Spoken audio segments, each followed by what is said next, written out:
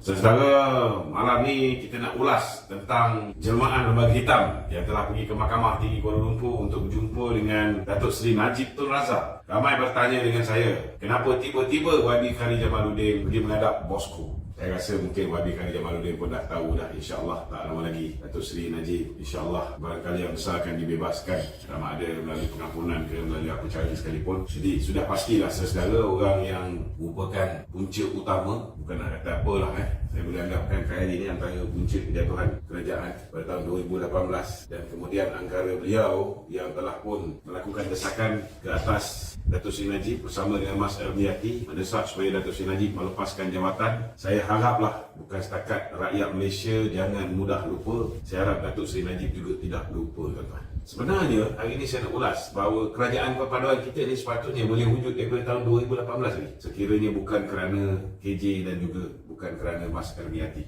Kalau mereka tak mengugut supaya Datuk Seri Najib mengumumkan peletakan jawatan beliau sebagai pengerusi Barisan Nasional dan Presiden UMNO, kemungkinan besar Datuk Seri Najib yang ketika itu masih lagi caretaker government sebagai Perdana Menteri sempat untuk berunding dengan Datuk Seri Anwar Ibrahim untuk menjalinkan kerjasama. Saya tahulah sebab saya tahu orang yang diminta untuk mencari kawan-kawan daripada PKR. Cuma masalahnya ketika itu saya dah lama putus hubungan, jadi kerja itu dibuat oleh orang lain. Kalau misalnya KJ tak gelojoh sangat nak melihat Datuk Seri Najib tu daripada pengurusi BN dan juga Presiden UMNO, kemungkinan besar pada ketika itu boleh terjadi Perdana Menteri masih lagi Datuk Seri Najib, dan Datuk Seri Anwar mungkin menjadi timbalan Perdana Menteri kerana ketika itu Datuk Seri Anwar masih lagi berada di dalam penjara. Saya nak beritahu dengan tuan-tuan, bila kita kalah pilihan raya, inilah manusia yang telah menunding jari kepada Datuk Seri Najib dengan mengatakan Datuk Seri Najib macam-macam, dan kalau sebelum ini beliau senyap seni dalam isu 1MDB dan sebagainya, tiba-tiba bila Datuk Seri Najib sudah jatuh, beliau seolah-olah menjadi jurucakap kepada Pakatan Harapan pada ketika itu.